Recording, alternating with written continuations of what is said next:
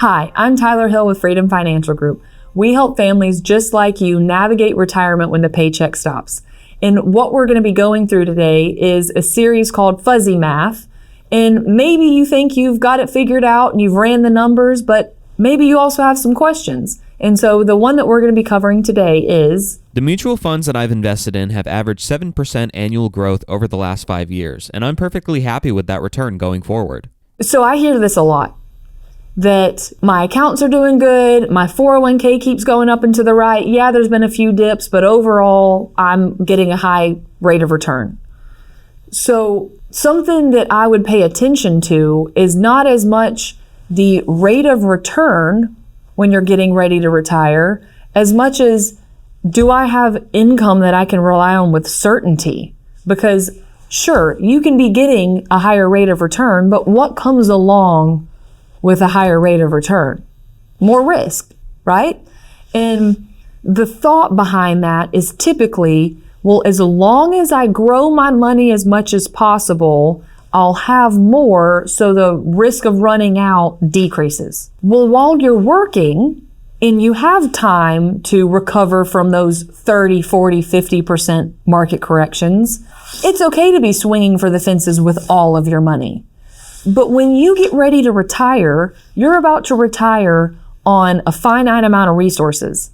Unless you're planning on inheriting money, you are going to have all the money you're ever going to have once you retire.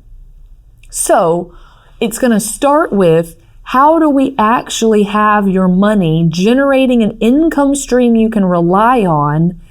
And then sure, on the back end, we still want to have money invested for growth. I'm not saying that we want to take all of your money and dial back the risk or protect it. We need to have it in stages and layers. I think of it like building a house. You have a storm shelter, a foundation, walls, and a roof. Your storm shelter is your emergency money, where you go to if emergencies arise. That would be your cash at the bank. Your foundation is how you actually generate income in retirement when the paycheck stops. So if your Social Security, your pension, if that's not enough, we need your savings and investments to generate an income stream that you can rely on, because the paycheck stopping alone is very unsettling. Then once we know we have income we can rely on, we need to have money in the walls for the medium term one-off things, like maybe you need to buy a new car or you want to travel. And then with the money left over, we can put that in your roof, and that's where we will be going for maximum growth. And we want as much money as possible in your roof. But to the point we were making earlier, if you're invested too aggressively while you're retired, you're down 30% and you're pulling money out, that's where you can be running into a pickle.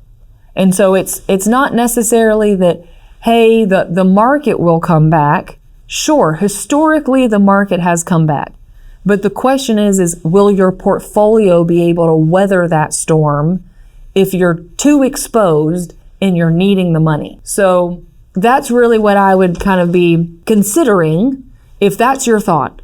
Hey, why do I need to make a change? My money's always grown. It's done well. Well, that's probably true since you have been working and not pulling from it.